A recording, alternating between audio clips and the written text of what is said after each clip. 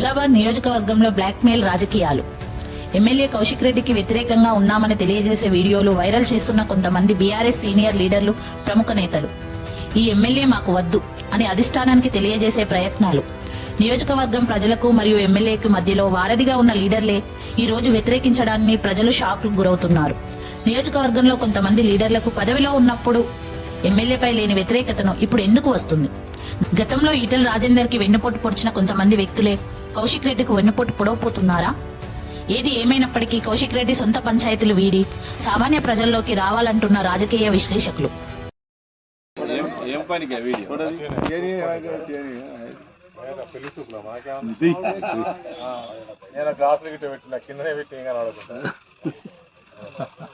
అందరూ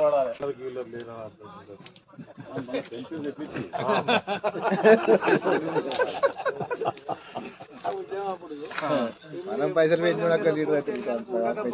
pension cut అవుతుంది రేపు అని చెప్పి అందరు బెదిరించి అట్లా మరి మధుర్ శంకర్ అయితే సార్ మమ్మల్ని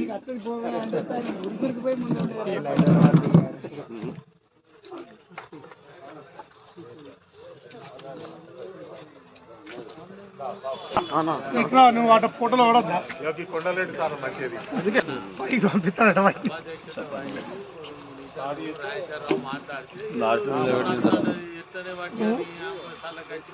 ఏమంటున్నా దీనికంటే ముందే పెట్టు నువ్వు లేచి 2 నిమిషాలు 2 కాదు 10 నిమిషాలు మంచిగా మాట్లాడు. తన దగ్గర మాట్లాడినాక ఇంకేమైనా సాధక బాధకాలు ఉంటే వాళ్ళు చెప్పేటోళ్ళు చెప్తారు.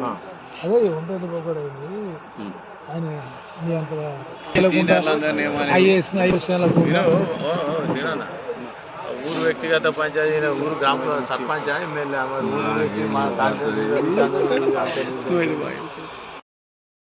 రౌడీ సిటీ ఎందుకు ఎవరింట్లో దొరబట్టినా ఎవరింట్లో దొరబట్టినా దేని గురించినా ఆయన రౌడీ సిటీ ఓపెన్ చేయంటాడు. మళ్ళా వినోదాలకైతే పాప ఆయన అప్పటికప్పుడు మాత్రం ఢిల్లీలో కూడా ఆయన సేవ్ చేసింది. నీ ఎంబడి తిరిగటం డ్యామేజ్ చేస్తావు. సేమ్ ఎల్లికి ఎగేసుడు మళ్ళీకి దిగేసుడు. ఇప్పుడు వీళ్ళని పెట్టిండు కదా, వీళ్ళు నోడదేం కాదు. సీనియర్ అనేటోడు వీళ్ళు ఉండొద్దు. నా కింద అన్న అని తిరిగేటోడు ఉండాలి. కానీ నేను ఒక అన్న అనొద్దు. ఆయన్ని అందరూ అన్న అనాలి. ఇప్పుడు అప్పుడు చూస్తుంది కదా మన ఎమ్మెల్సీ వీక్ వచ్చినప్పుడు అన్న ఎందుకు తిరుగుతారా బుచ్చపని ఎందుకు తిరుగుతారు? 10 కార్లు 20 కార్లు వీడియోలు సెల్ఫీలు ఎందుకు రాపోయి ఏంది ఎక్కడి కదా. పోలీసు కూడా పిచ్చి ఊకున్నారు. ఇప్పుడు చూడు, కులాల పేరు పెట్టి తిడుతుంది, మతాల పేరు పెట్టి తిడుతుంది, అధికారులను తిడుతుంది, మంచి గవర్నర్లను తిడుతుంది. నువ్వు తిట్టండి ఎవరు? ఆ కేసీఆర్ కూడా తిట్టి వచ్చినావు కదా. నువ్వు తిట్టండి ఎవరు? ఎవరిని ఉన్న ఊరిన ఇల్లంతా కుంటారు ఓటేసిన పాపానికి వీళ్ళు కాలబెట్టి వాళ్ళు సుతారా అదిలా ఇంతకుముందు మళ్ళీ ఒకటి అన్నారు, ఆయన లెక్క మనం మారదామా మనం లెక్క ఆయన మారదామా అని. ఒక చిన్న ఉదాహరణ చెప్తాను. ఒక 20-25 సంవత్సరాల ఒక ఆడపిల్ల మన ఇంట్లోనే పుట్టి పెరిగి ఉంటుంది. పెళ్లి చేస్తాం, అత్తగారింటికి పోతుంది. భర్త ఆడిబిడ్డనో లేకపోతే మరిదో మామ అత్త 40 కుటుంబం ఉంటుంది. నువ్వు 25 సంవత్సరాలు నా ఇంట్లో పెరిగి నా బిడ్డ పోయింది అత్తగారింటికి పోయినవు. నీ లెక్క వాళ్ళందరూ మారుతారా? వాళ్ళకు అనుగుణంగా నువ్వు మారాలన్నా? లేకపోతే అమ్మాయి గురించి ఆ కుటుంబం మొత్తం మారుతుందా? అట్లనే కాన్స్టిట్యూన్స్ లో 2 లక్షల చిల్లర ప్రజలు ఉన్నాం మనం.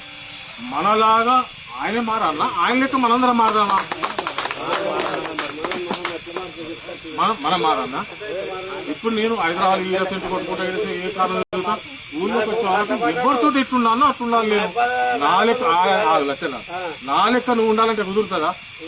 మీకు అనుగుణంగా మీ వాతావరణంలోకి నేను అడ్జస్ట్ కావాలి అంతే తప్ప మా డాడీకి ఇట్లా తినిపించేది, మా మమ్మీకి ఇట్లా తినిపించేది, నీ కాలేసుకుని మండేది 12 దాకా లేవలేదంటే అవి అత్తగారింటి వెనక 45 నుంచి కన్నప్పుడు.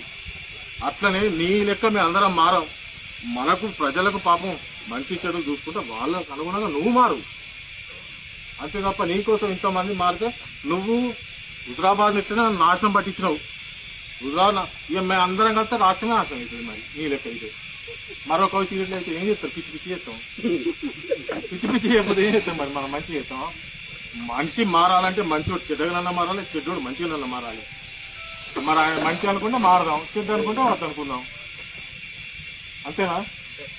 ఇక ఇంతకంటే జెండా మా ఇంట్లో తయారైంది అంటాడు. జెండా ఆ? జెండా మా ఇంట్లో జెండా ఆయనే పెరిగిందట వాళ్ళ ఇంట్లోనే తయారైంది. రంజిత్ జెండా వాళ్ళ ఇంట్లోనే తయారైంది. వాళ్ళు ఆయన జడ్పీ తీసుకున్న పడితే ఎన్ని ఓట్లు పడ్డాయి వాళ్ళకు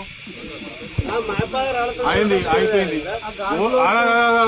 గోల్డెన్ స్పూన్ తోటి పుట్టిన గోల్డెన్ స్పూన్ తోటి ఆగన్నాని అన్ని మా గోల్డెన్ స్పూన్ తోటి పుట్టిన 2000 ఓట్లు నాకు ఎత్తోడ కొట్టాలి కూడా తెలుస్తుంది అట వీటిని. ఎత్తోడ కొట్టాలి కాదు నేను చెప్తాను స్టోరీ. ఆయన ఎమ్మెల్సీ అయినాక కూడా ఆయన నంబర్ ప్లేట్ కు వెనుక ముందు మొత్తం స్టిక్కర్లు తీసుకొని వచ్చేది. ఎందుకు అంటే ఓవర్ స్పీడ్ పోతే ఫైన్లు పడతాయి, 100 దాటితే ఫైన్లు పడతాయి. ఆ ఫైన్లు పడకుండా వాటి స్టిక్కర్లు తీసుకొని వచ్చేది. అంటే నీ స్థాయి నీది ఏందో అది అర్థమైపోయింది. దాని లోపలి రావాలి ఒక్కటి. ఇప్పటికి చాలా మంది అనుకొండలో పైసలు ఇవ్వాలి ప్లాట్లు వీటిలో సెటిల్ చేస్తాను. రేపు సత్యాన ఈ మాట వాస్తవా కాదా? ప్లాట్లకి ఇప్పటికీ పైసలు ఇవ్వాలి. నువ్వు గోల్డెన్ స్పూన్ తోటి కూర్చోనివి పెట్రోల్ బంకులు పెట్టి కుట్టిస్తా, నౌకర్లు పెట్టిస్తా. ఈయన అదృష్టం ఎట్లా అంటే వీళ్ళన్నా ఇది ఏంది టీపీసీసీ ఉండే, అప్పుడు కాంగ్రెస్ ఉండే. ఎమ్మెల్యే టికెట్ ఇప్పిస్తే పైసలే, కార్పొరేట్ టికెట్ ఇప్పిస్తే పైసలే, కౌన్సిల్ టికెట్ ఇస్తే పైసలే. వాళ్ళకు కొడుకులు బిడ్డలు ఇవ్వలేరు, వాళ్ళు కూడా పట్టించుకోలేదు. అట్లా సంపాదించుకున్నాడు. అది అయిపోయింది. రాహుల్ గాంధీ కారు వెళ్ళిండు, అన్ని చేసిండు. అక్కడ ఉన్నప్పుడు అట్లా ఎంజాయ్ చేసిండు. ఇప్పుడు ఇళ్ళకి వచ్చిండు, ఇప్పుడు ఇంట్లో చేస్తుండు. మరి చేసే హరకతలు మీరు మాట్లాడతారా?